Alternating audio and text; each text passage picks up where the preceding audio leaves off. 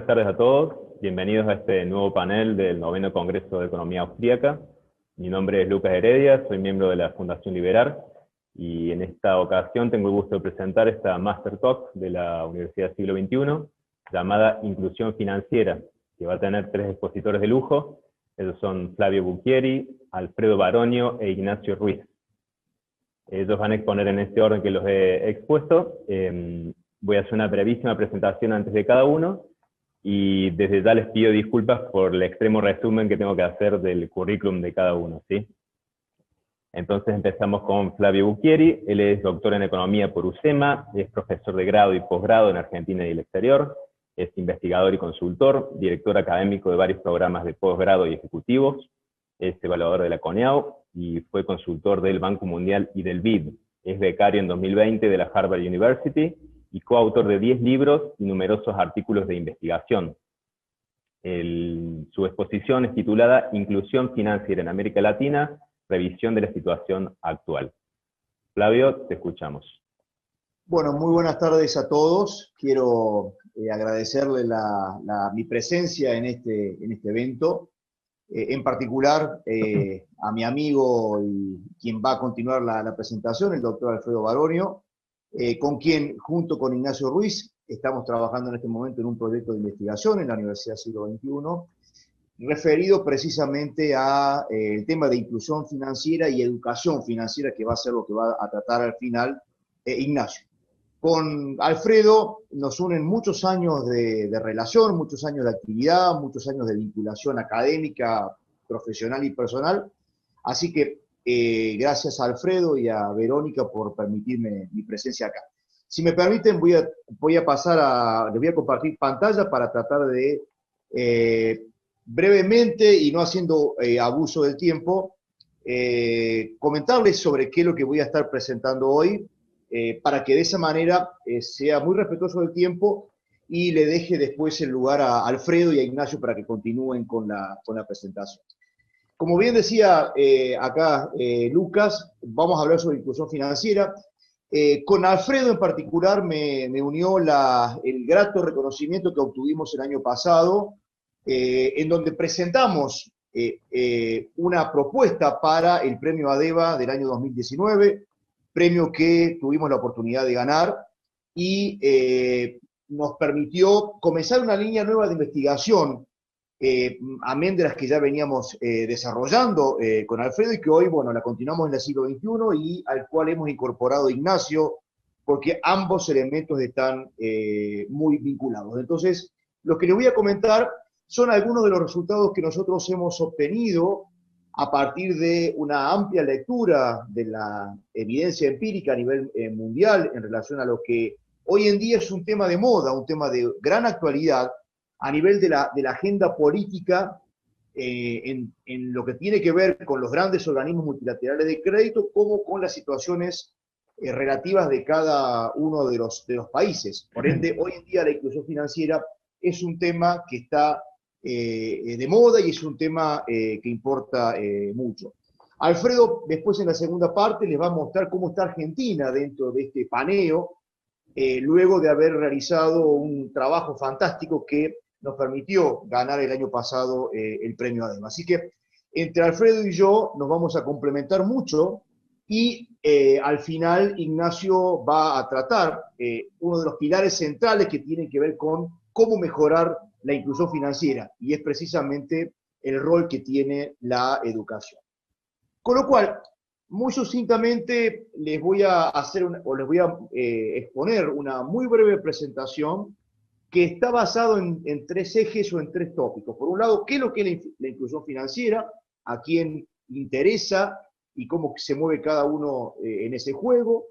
¿Cuál es un poco la situación actual? No los voy a cansar con datos, les voy a mostrar algunos que son los más importantes, porque hoy en día hay una gran multiplicidad de resultados, en algunos casos complementarios, en otros un poco contradictorios, con lo cual les voy a mostrar un poco cómo está la situación de la inclusión financiera a nivel mundial y cómo está un poco Argentina en ello. Por supuesto que Alfredo va a profundizar el análisis en su exposición, con lo cual solamente me voy a exponer o me voy a limitar a responder a grandes rasgos el contexto mundial y la ubicación de Argentina en ese escenario.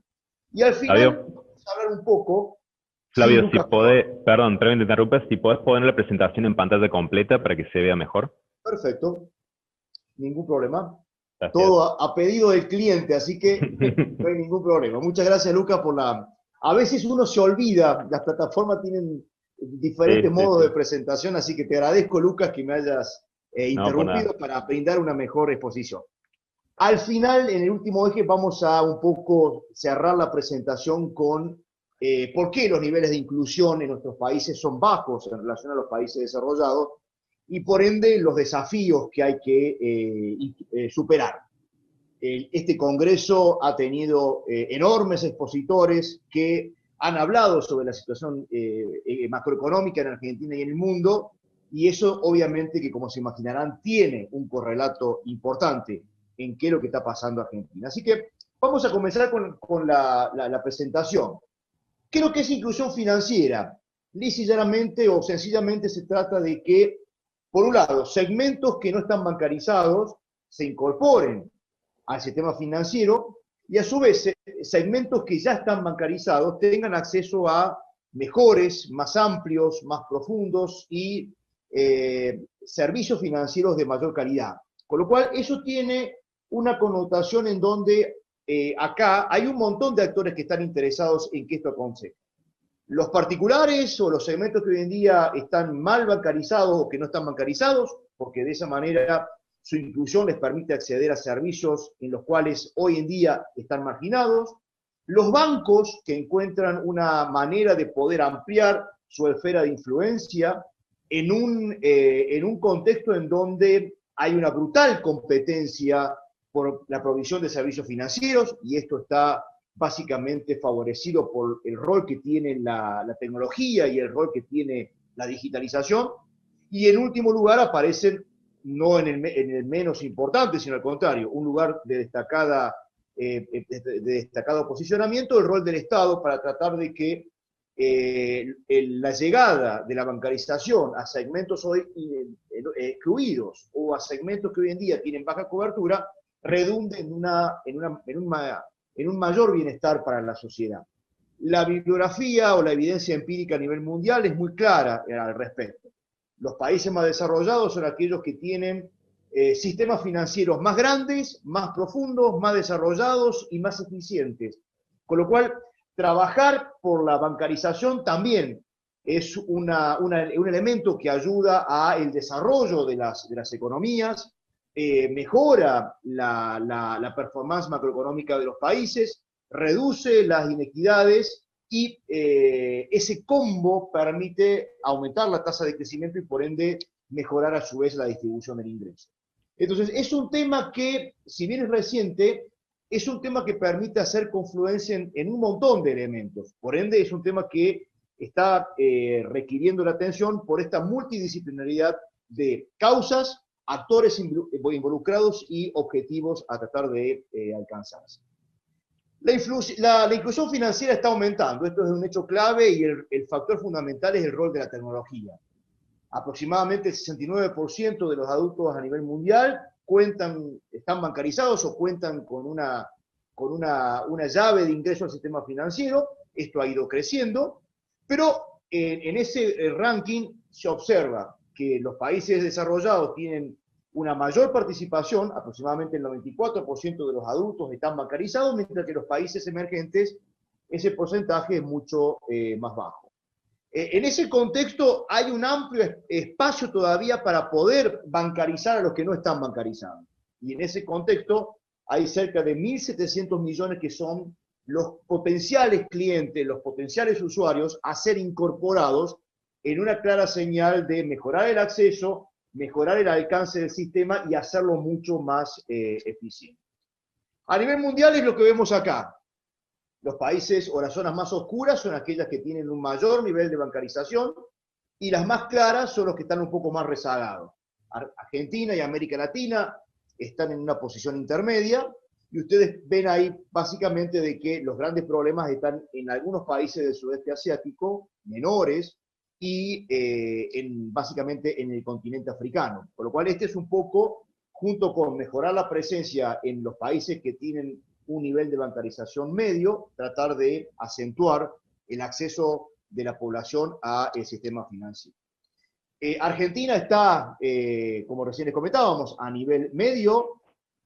África está muy atrasada, hay algunos segmentos del sudeste asiático que son o que van en línea con lo que pasa con América Latina, y bueno, el resto ya es lo que uno prevé. Los países de la OCDE son los que están con un alto nivel de bancarización, y dentro de ese contexto Europa y Asia Central ocupan un lugar complementario. Pero por aquí pasa el horizonte a partir del cual se debe trabajar para aumentar la inclusión financiera.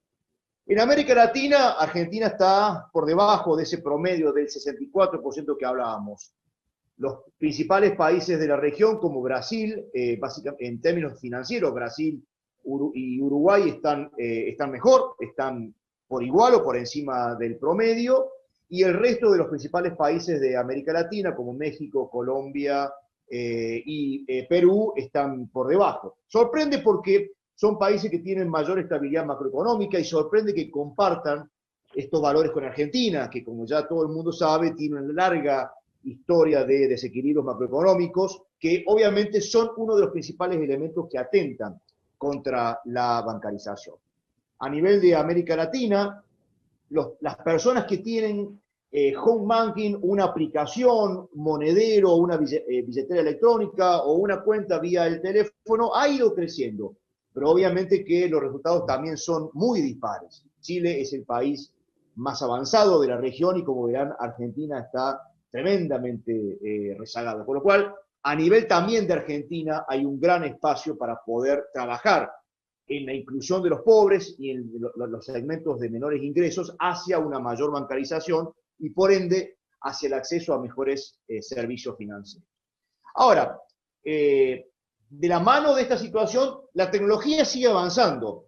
Y como les comentaba al principio, uno de los mercados más competitivos del mundo es el mercado financiero, en donde la banca está en un gran proceso de transformación y en donde hay una multiplicidad de actores que brindan servicios financieros. Fíjense que, de acuerdo a este gráfico, los cajeros automáticos se han mantenido casi constante en los últimos 13 años, mientras que lo que tiene que ver, las sucursales se han mantenido constantes, mientras que los cajeros han crecido a un ritmo estrepitosamente alto, casi duplicándose, producto de que la gente ya concurre muy poco a los bancos y sí utiliza el cajero.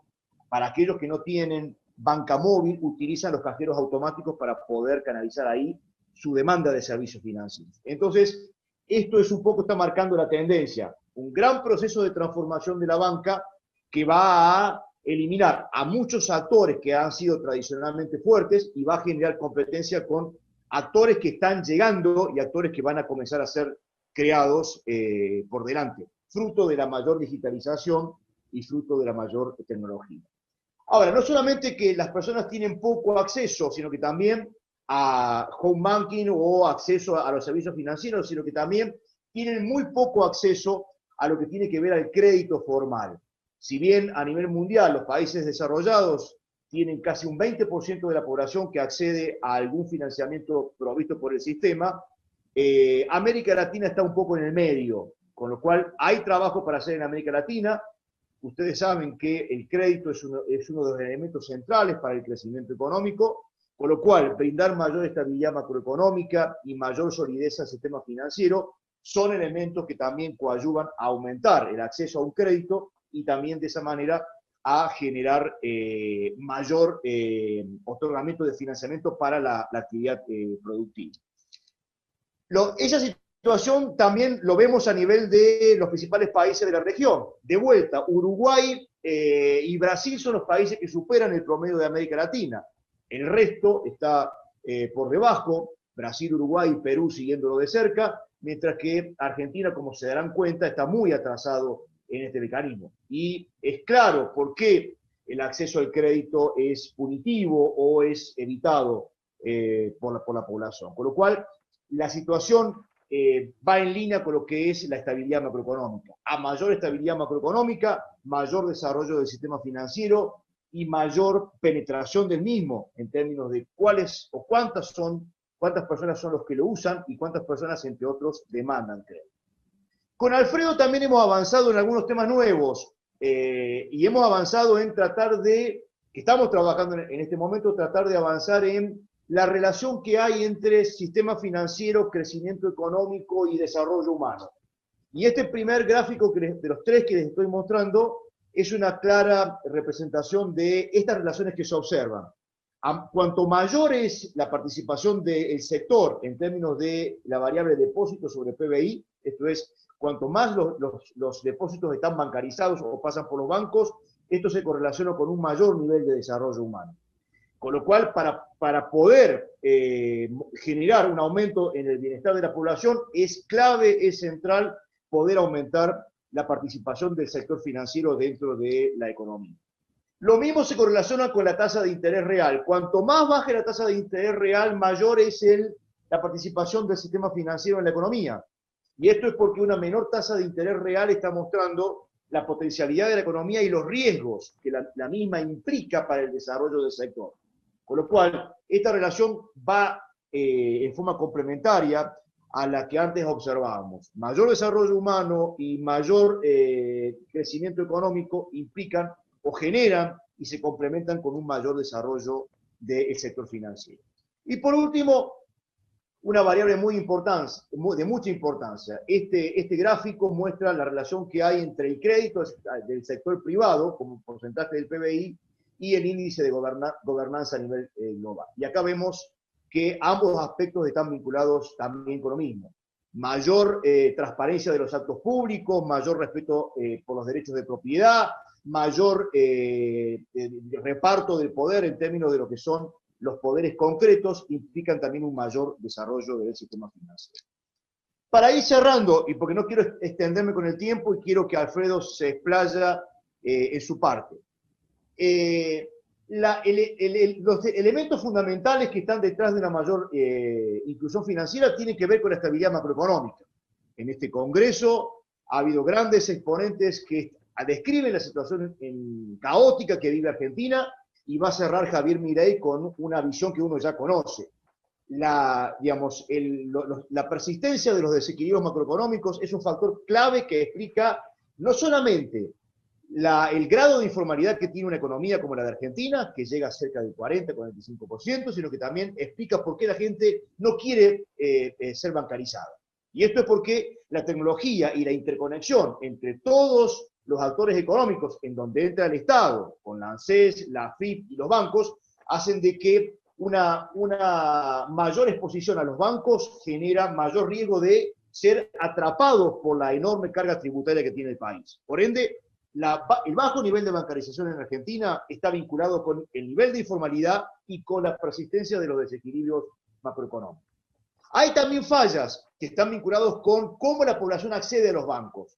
Estar fuera de la economía formal hace de que uno sea un fantasma, no exista, y por ende no pueda ser acreditable, no pueda ser calificable para poder ser parte del sistema financiero. Por ende, un trabajo que tienda a mejorar el contexto macroeconómico y político del país y, por otro lado, eliminar las trabas o los costos de transacción que hacen que sea muy difícil estar en blanco por la presión tributaria que eso implica, son factores que están atentando en contra.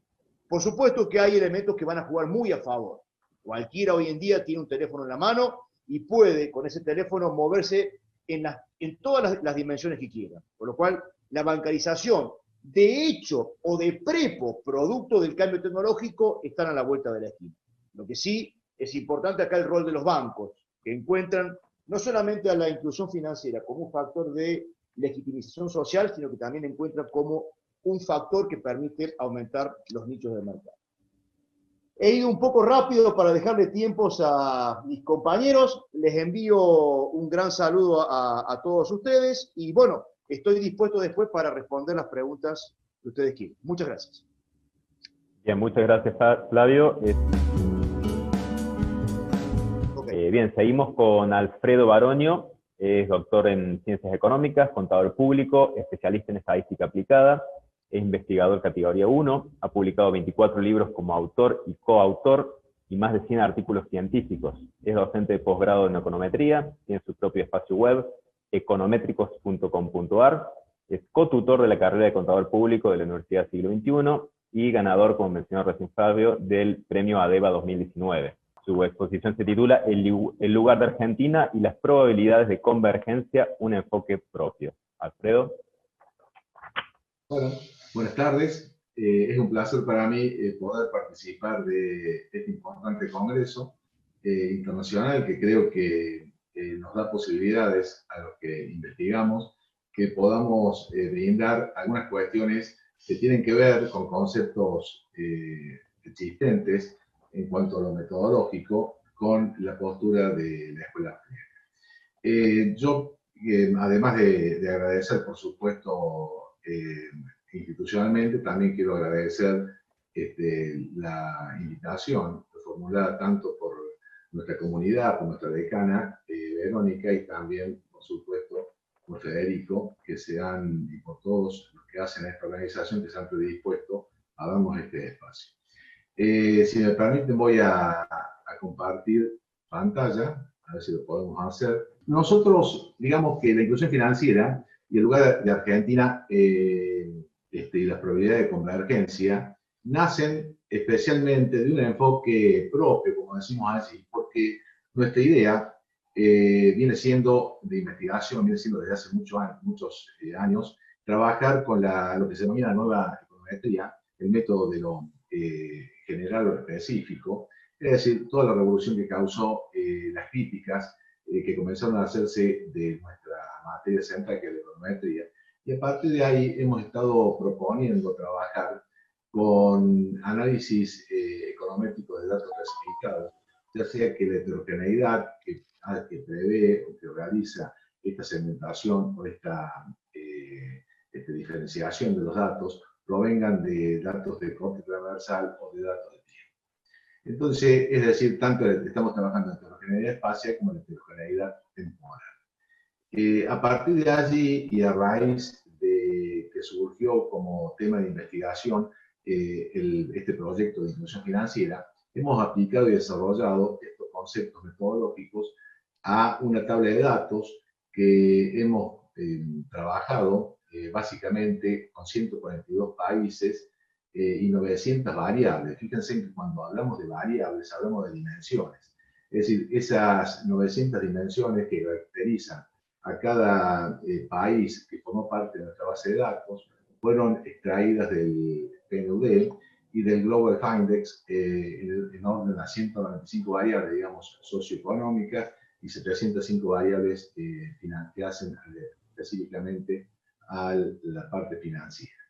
Esta gran tabla de datos, indudablemente, y a tratar a 142 países, generó la necesidad de aplicar un análisis de componentes principales, ACP, que determinó una interesante heterogeneidad espacial para ser analizada y ver, en definitiva, en qué grupos de países se ubicaba Argentina para estudiar la probabilidad de convergencia a grupos de inclusión financiera alta.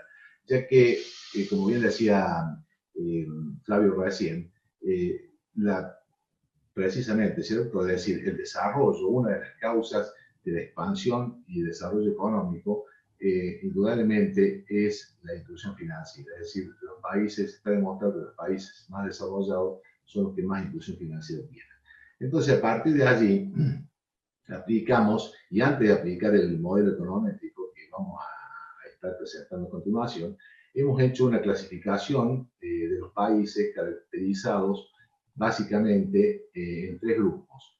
Un grupo de inclusión financiera baja, un grupo de inclusión financiera intermedia y un grupo de inclusión financiera alta.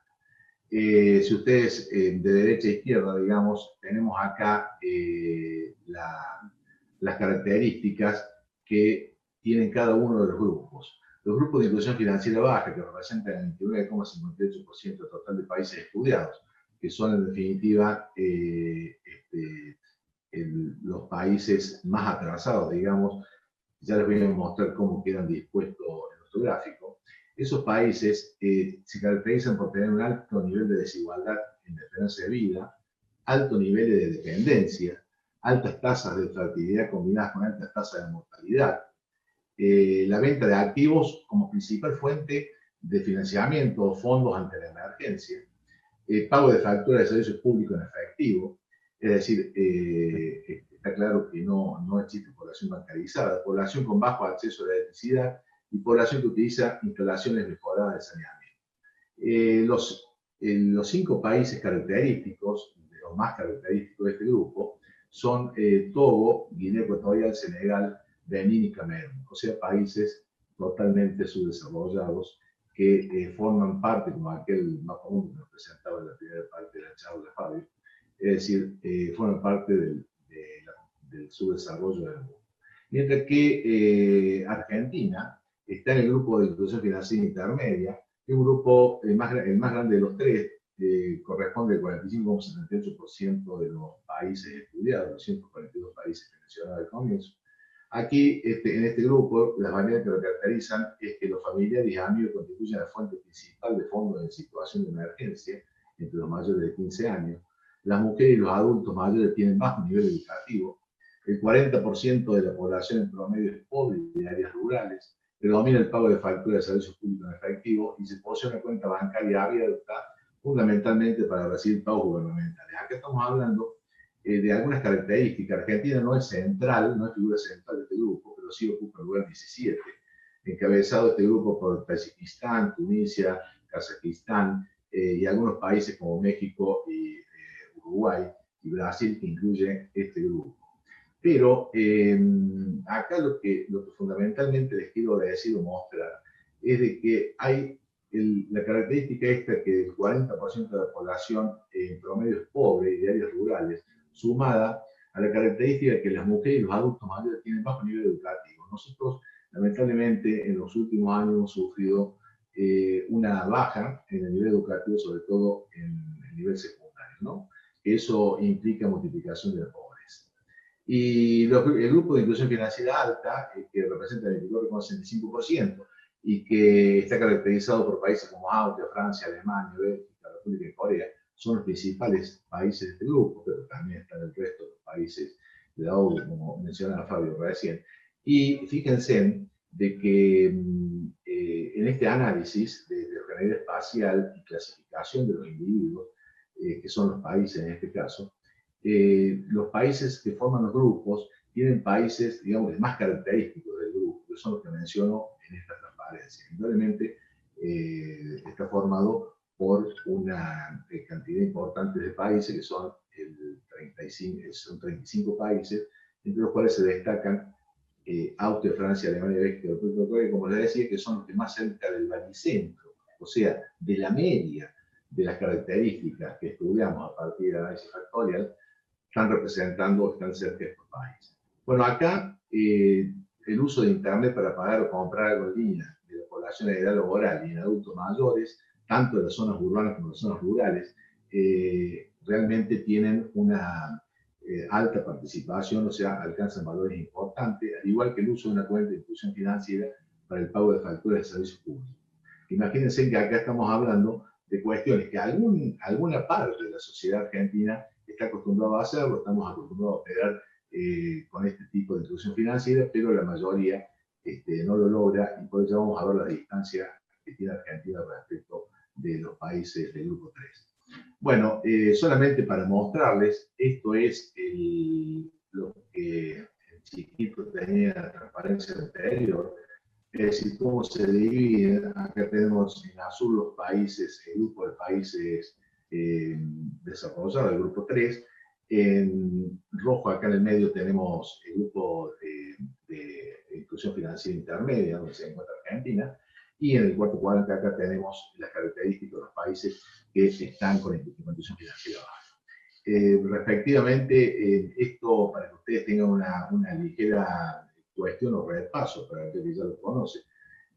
Acá tenemos resumidos dos ejes factoriales, ¿sí? El factor 1 y el factor 2, que es perpendicular al factor 1, y que nos están resumiendo esos factores a través de análisis componentes principales, nos están resumiendo una combinación lineal de las 900 dimensiones o variables que utilizamos y que le mencionaba al principio en nuestra tabla de datos. A continuación les muestro cómo se combina, entonces, esta es la novedad, digamos, que nosotros venimos estudiando, es decir, cómo se combina el análisis factorial, el análisis de clasificación, con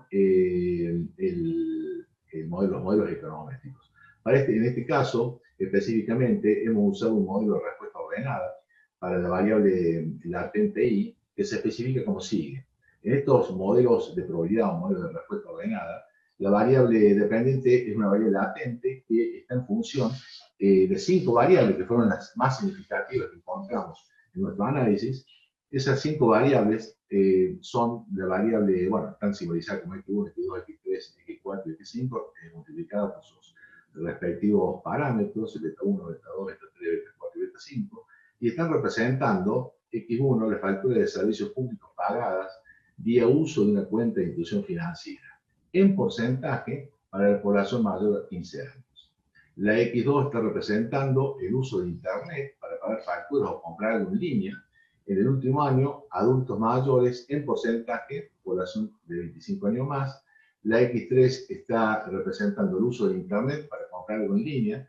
En la fuerza laboral, sí, específicamente, en porcentaje con edades superiores a 15 años.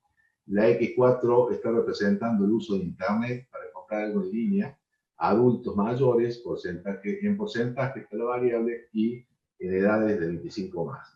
Y finalmente, la variable X5 es el uso de Internet para comprar algo en línea de la población rural. Fíjense ustedes, estamos hablando que esta variable es significativa y que estas 5 variables, van a ver, se lo voy a mencionar a continuación, son las más significativas para todo el estudio y las más significativas para el grupo 3, es decir, para los países que tienen una inclusión financiera alta. Y acá una característica importante: población rural mayor de 15 años, en porcentaje, ¿cierto?, el uso de Internet para comprar algo en línea. Es decir, que es como que no hay distinción entre población urbana y población rural en los países que tienen inclusión financiera. Si nosotros seguimos hacia abajo, vemos que las variables, ¿cierto?, son, como les decía recién, las más significativas para el grupo 3, de inclusión financiera alta, y la perturbación aleatoria, o sea, el epsilon sub i, se distribuye siguiendo un modelo lógico. La función estimada, ¿sí?, la función de la variable latente estimada, es una función que ajusta muy bien y que tiene los valores estimados del beta 1, el 29,069, el beta 2, el 30,843 negativo. Vemos que el beta, al igual que el beta 5, son negativos, mientras que el beta 4, perdón, me estoy confundiendo con el si bien digo, el beta 4 y el beta 3 son coeficientes estimados que son positivos. Los signos van acorde a lo que sucede con el tema financiero y con las características que hemos estudiado. Si nosotros, siguiendo la línea de flecha, nos vamos para arriba ahora, si ustedes me siguen así, vemos de que acá en un color azul tenemos que, considerando los niveles alcanzados por Argentina, ¿cierto?, en cada una de las variables que he mencionado, en las 5 variables que he mencionado anteriormente, consideramos los niveles que alcanza Argentina, es decir, el 8,01% en la variable X1, el 18,54% en la X2, y así sucesivamente. El valor de la variable latente es 6,8511. Pero ¿para qué es importante todo este cálculo? Que no deja de ser solamente, sin ofender a mis colegas econometristas, digamos, lo que usamos la econometría, generalmente para hacer investigación, la usamos como digamos, un instrumento, ¿sí?, que nos permite arribar a conclusiones. En este caso, es partiendo de algo muy general, ¿sí?, a algo más específico. Lo que queríamos nosotros era determinar la probabilidad de que Argentina formara parte de cada uno de los grupos. Y fíjense que lo hemos logrado acá abajo, cuando decimos que la probabilidad de convergencia de Argentina en cada uno de los grupos, que está definido por esta función que está acá, bueno, es en rojo, es de 0,9873, es decir, es una altísima probabilidad de que Argentina forme parte del grupo 2, como el análisis factorial de componentes nos estaba diciendo, y tiene una baja probabilidad de pertenecer al grupo 3, que lo que sorprende acá es que la probabilidad de pertenecer al grupo 3 es prácticamente cero, miren. mientras que la probabilidad de pertenecer al grupo 1 es un poco mayor. O sea que tenemos posibilidades todavía de seguir descendiendo, aunque la probabilidad es bastante baja y está bastante consolidada en el grupo 2. La convergencia de Argentina. Ahora bien, además de eso, ustedes acá abajo ven lo que es una tasa de cambio respecto a las probabilidades en combinación entre la probabilidad de pertenecer a un grupo, P sub I, la de no pertenecer, 1 menos P sub I, multiplicado por cada uno de los coeficientes estimados. Por supuesto que esto es una cuestión muy técnica, pero nos está dando la tasa de la posibilidad de cambio. Esto lo hemos aplicado más adelante para determinar, digamos, la probabilidad de convergencia de Argentina, ¿sí? En el caso de que incrementen los valores de algunas variables. Pero para eso les voy a mostrar cuál es la situación de Argentina respecto de las variables que caracterizan al grupo 3 y fíjense, ¿sí? La curiosidad que nos marca esto es de que las facturas, si consideramos la variable de factura de servicios públicos para uso de una cuenta de institución financiera, en porcentaje con edades de 15 años más, vemos que el grupo 3, el porcentaje que tiene de esa población es el 59,90, ¿sí? El grupo de institución financiera alta. Mientras que Argentina, veíamos recién incluso en el modelo estimado, es del 8%. Por lo tanto, fíjense en que Argentina sobre el grupo 3 es 0,34, realmente bajísimo. En cada una de las variables que caracterizan a nuestro modelo de respuesta ordenada, vemos de que, salvo acá el uso de Internet para comprar algo en línea en la fuerza laboral, en porcentaje de 15 o más, que alcanza el 28,1, son todos valores menores que ese valor del 28,1, están en el orden del promedio del 20%. Esto se ha comparado entre los valores de Argentina, que surgen del estudio, comparado con los valores promedio, ¿sí? De los países que conforman el grupo 3. Bueno, en base a esta situación, ¿sí? Vemos de que la probabilidad de pertenecer a cada grupo de institución financiera en Argentina es mucho lo que tenemos que hacer para que Argentina pueda cambiar su situación y poder llegar a un grupo de inclusión financiera alta. Fíjense que la probabilidad, ¿sí? De que Argentina, duplicando los indicadores, pertenezca al grupo 3 es bajísima, duplicando los indicadores. Llega a ser 0,003, 0,003, perdón. Mientras que la probabilidad de duplicando los indicadores pasa a ser 0,20. Y recién cuando Argentina cuadruplique los indicadores de inclusión financiera, podría llegar a estar en el grupo 3, ya que la probabilidad de pertenencia al grupo 3 en el escenario, o es un escenario, por supuesto, en ese escenario es de 0,99. Por lo tanto, Argentina deberá, como conclusión, cuadruplicar esos niveles en las principales variables de inclusión financiera que caracterizan a estos países del grupo 3 para poder incluir o estar dentro de ese grupo. Pero cuidado, les mostraba antes, también Argentina puede disminuir, y si disminuye los indicadores, tiene más probabilidad de pertenecer al grupo 1 que ir a ese grupo 3. O sea, en este aspecto tenemos que pensar entonces en los pilares de acceso, uso y calidad, que seguidamente lo va a tratar y lo va a brindar un bosquejo Ignacio sobre este tema, sobre todo la educación financiera que está dentro del pilar de calidad. Es decir, con acceso, uso y calidad, podríamos estar trabajando para poder acceder al escenario 1, después el 2 y después el 3 progresivamente, y no disminuir la probabilidad de pertenecer al escenario o al grupo de institución financiera baja.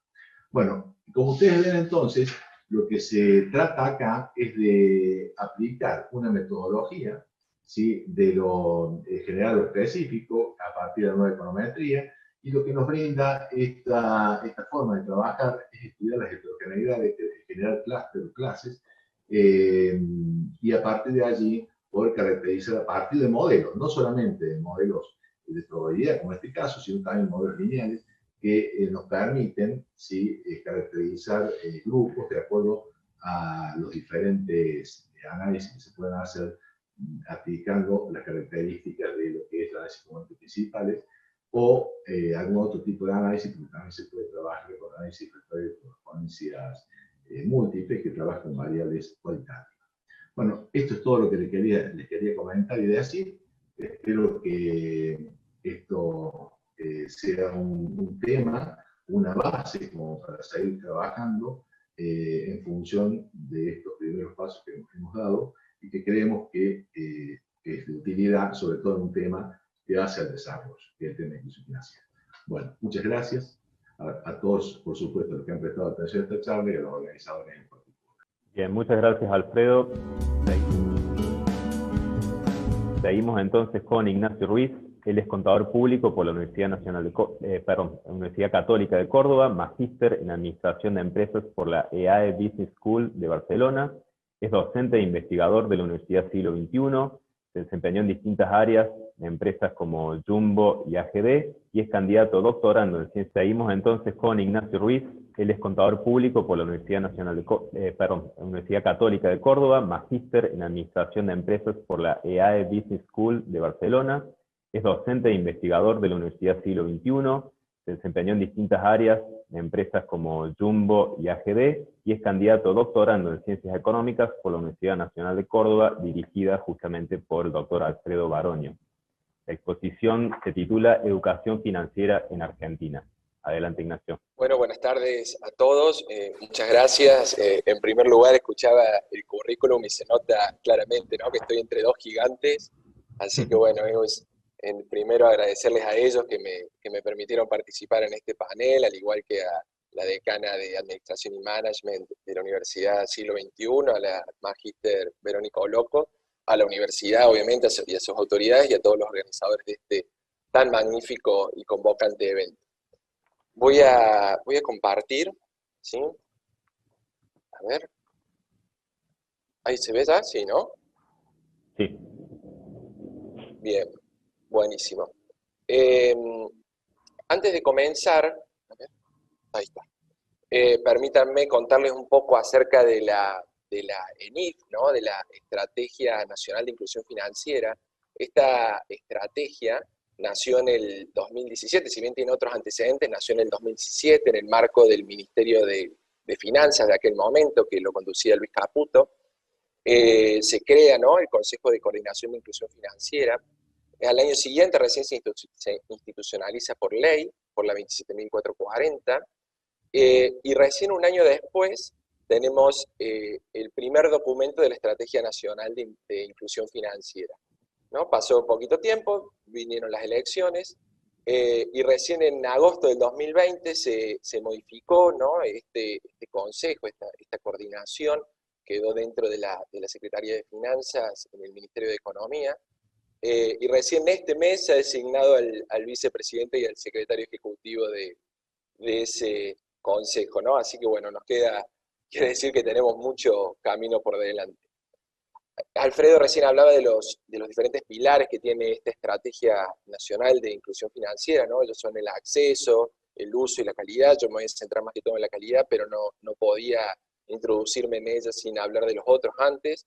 Obviamente tiene todo esto también una perspectiva de género que lo vamos a ir hablando a medida que vayamos pasando. Cuando hablamos de acceso, hablamos principalmente de infraestructura, ¿no? O sea, de cómo completar y mejorar el acceso, ¿no? Hablamos de capilaridad, hablamos de puntos de acceso. En este sentido, la ENIF ha trabajado mucho en los últimos años y en cuestiones como, por ejemplo, en corresponsalías bancarias, ¿no?, que en Argentina está mucho menos desarrollado que en otras partes como Brasil, ¿sí?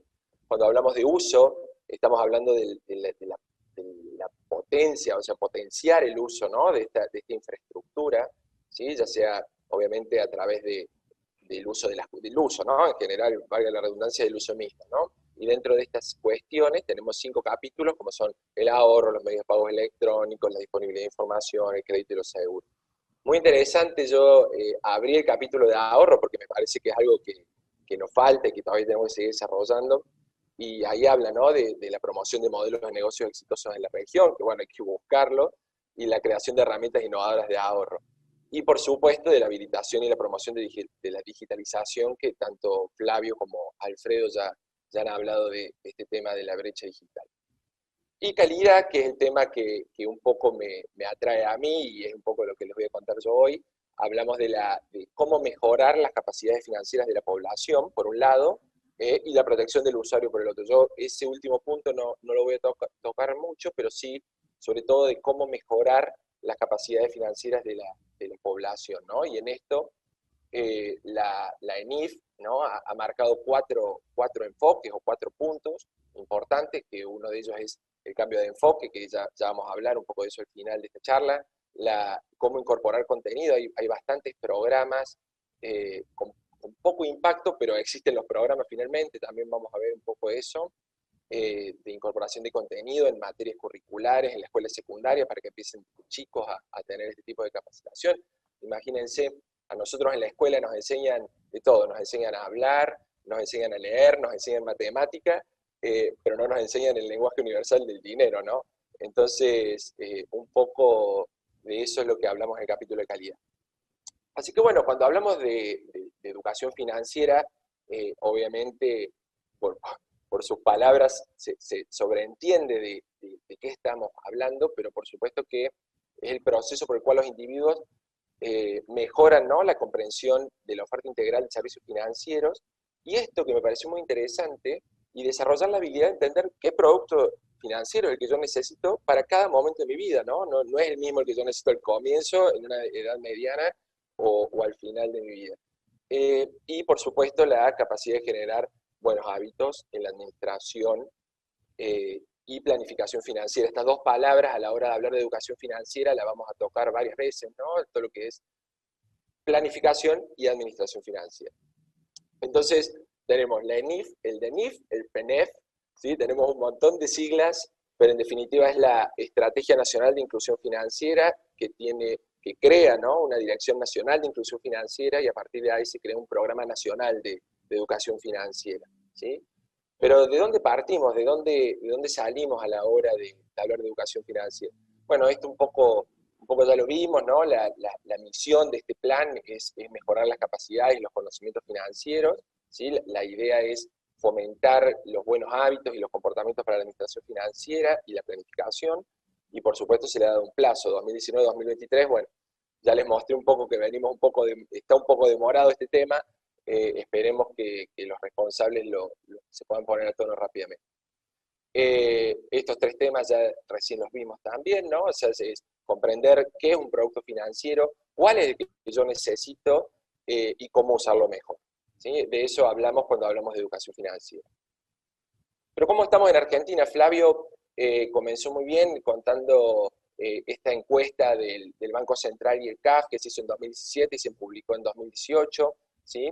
Yo no voy a entrar de lleno porque es un documento público y ustedes lo pueden entrar a ver en cualquier momento, pero sí hay algunas particularidades o algunos puntos que me gustaría notar, ¿no? Tenemos un montón de gráficos para mostrarles, pero yo simplemente me voy a quedar con algunas cuestiones para mostrarles, después si quieren se los hacemos llegar. Acá en Argentina vemos que hay un gran conocimiento de productos financieros como tarjeta de crédito, tarjetas de débito, como es un depósito en una caja de ahorro. De hecho, más del 80% de las personas encuestadas lo sabían, pero fíjense cómo va, a medida que se va sofisticando el producto financiero, cómo va disminuyendo el conocimiento, y ni siquiera es un conocimiento técnico, es si ha oído hablar de ese producto financiero, ¿no? Inclusive en esta encuesta, ¿no?, de conocimientos financieros, cuando nos comparamos internacionalmente, en general estamos mal en casi todos los conceptos, ¿no?, como cuáles son los beneficios de la diversificación, qué es un cálculo de un interés compuesto, un interés simple, o sea, cuestiones que son relativamente sencillas o que están de base en algún tipo de situaciones, pero nosotros, según esta encuesta, no lo hemos terminado de adquirir como si otros países de la región, al igual que los países del G20. Pero fíjense qué interesante, porque de definición sí somos campeones en una, que es en conocer la definición de inflación. Fíjense, el 91% de los encuestados, sí, yo dije lo mismo, bueno, en algo sabemos mucho. Así que, bueno, muy interesante. Sí, totalmente. Así que muy interesante estos datos. Después acá los tenemos segregados, supongamos acá, a ver, voy a correr esto, no puedo ver.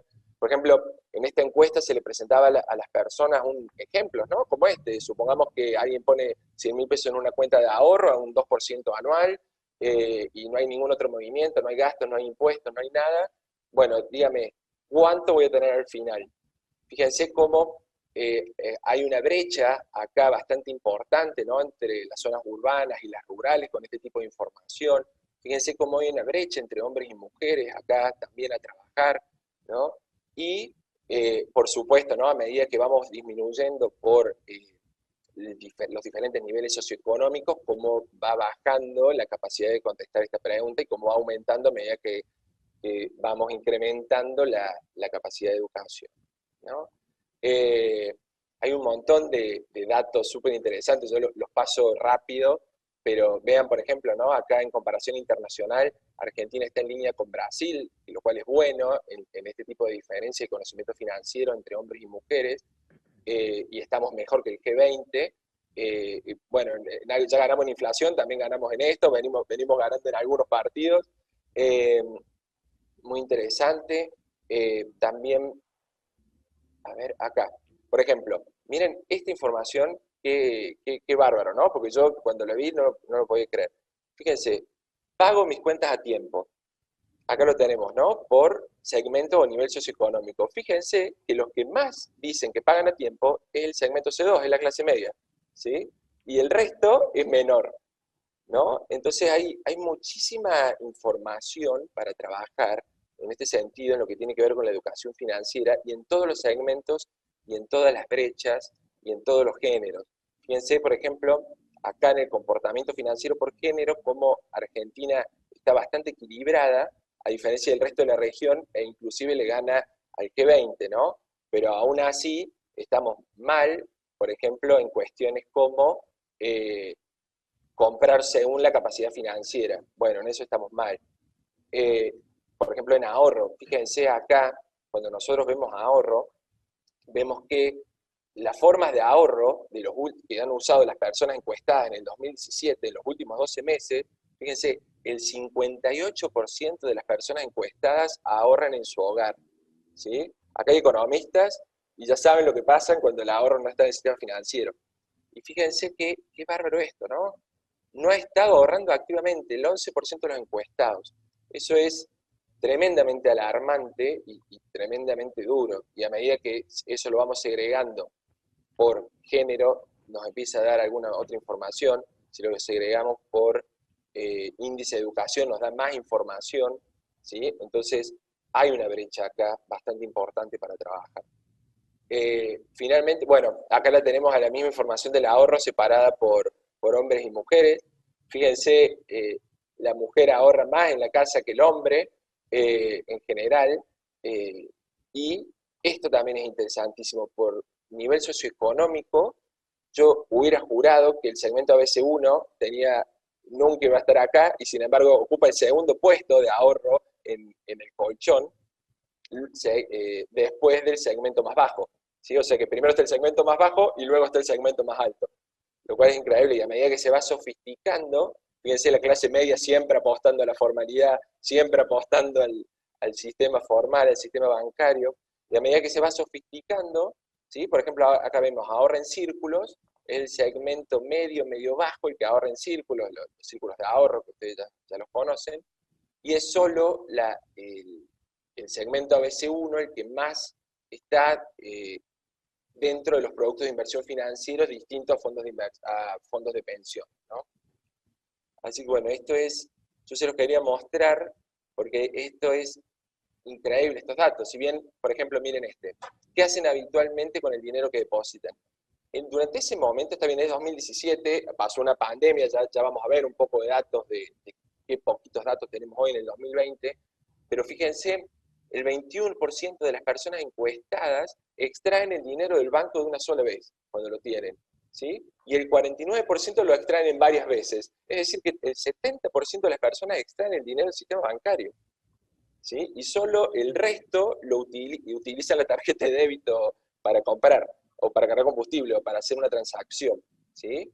Y eso obviamente, a medida que más informal es la situación, o menos educación hay del tipo formal, peor, ¿no? Y uno le pregunta, bueno, y usted dígame, ¿por qué lo extrae de una sola vez? Porque prefiero utilizar efectivo para los gastos.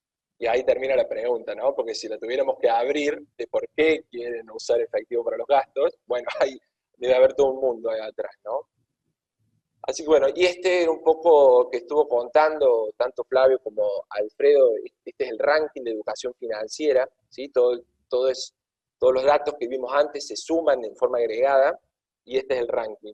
Nosotros estamos terceros, de abajo hacia arriba, en este listado. Fíjense todo lo que nos queda para seguir avanzando, por lo menos para alcanzar el G20, que es el mitad de tabla, y ni hablar para alcanzar a los países de la OCDE en lo que tiene que ver con educación financiera en estos tres aspectos, que tienen que ver con el conocimiento, con el comportamiento y con la actitud respecto a las herramientas financieras que existen.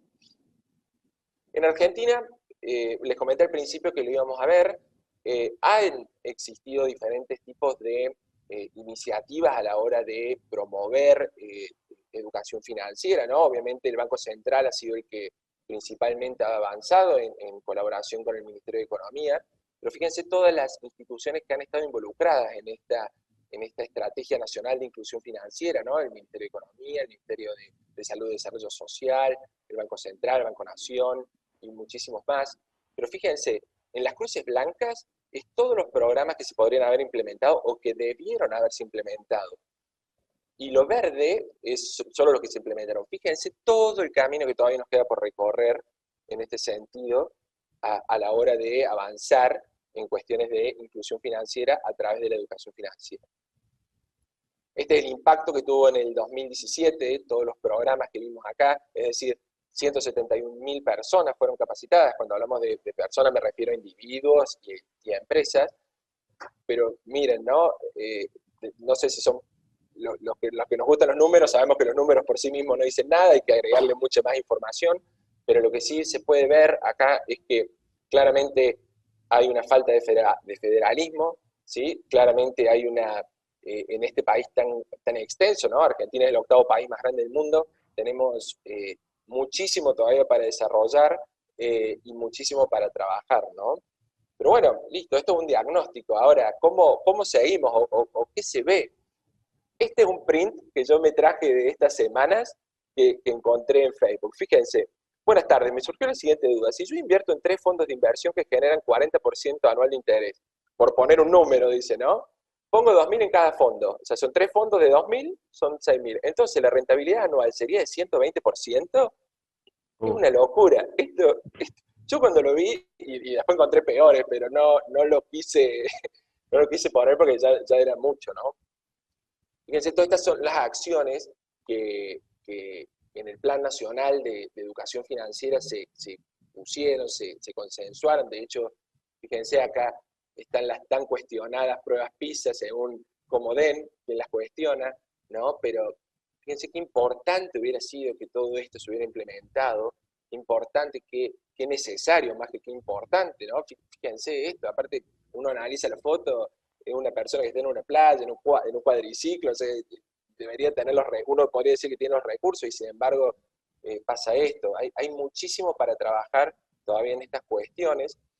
Y un tema que sí me quedó, que hemos hablado de todo, no hemos hablado de la palabra sola, ¿no? De la palabra educación sola. Desde el punto de vista tradicional, se cree que las malas decisiones financieras provienen de la falta de conocimiento. Entonces, si yo le agrego conocimiento a esa persona, va a tomar mejores decisiones. Y si toma mejores decisiones, va a tener una mejor salud financiera. Eso es lo que dice el enfoque tradicional de la educación, pero cualquiera que esté en educación, bueno, acá hay enormes monstruos de la educación, saben que esto no es así y que no funciona así. Y de hecho, la IPA, ¿sí? no la cerveza, sino la Innovation for Poverty Action, tiene un estudio de investigación bastante importante en este tema, y ellos proponen un nuevo modelo de educación financiera, ¿sí? Ellos proponen, por ejemplo, que cualquier programa de educación financiera, para ser exitoso, debe por lo menos tener uno de estos componentes, uno o más, ¿sí? Uno es que sean sencillos y prácticos. Hay casos en países de Centroamérica y en otros lugares de Latinoamérica, donde, por ejemplo, se cambiaron herramientas extremadamente sofisticadas por cuestiones como 2 cajones donde guardar diferentes dineros que vienen de diferentes lugares, o se cambiaron grandes tablas Excel con macros por cuadernitos, ¿sí? ¿Por qué? Porque en realidad hay que pensar en el público, hay que educar, ¿no? En el que educa, ¿sí? En segunda cuestión, de que deben ser personalizados, porque cada bolsillo tiene una realidad, ¿sí? Deben ser oportunos, convenientes, entretenidos y sobre todo dirigidos a jóvenes y adultos. A jóvenes y adultos jóvenes, que son los que más tienen para aprender. Esto es, simplemente lo quise traer porque me pareció interesante, ¿sí? Esto es de una nota de ámbito de esta semana. Fíjense cómo a lo largo de este tiempo ha ido incrementando las diferentes búsquedas, ¿sí? Y Ignacio, diferentes nos quedamos acciones. sin tiempo. Bueno, yo lo que creo es que tenemos una oportunidad muy grande acá y que la que tenemos que seguir desarrollando. Así que bueno, la educación financiera está dejada al fondo, pero es un gran pilar a desarrollar. Así que bueno, muchas gracias. Bueno, muchísimas gracias a los tres. Había varias preguntas, pero lamentablemente nos hemos quedado sin tiempo. Los invito a que podamos hacer una conferencia en otro momento. Muchas gracias a todos.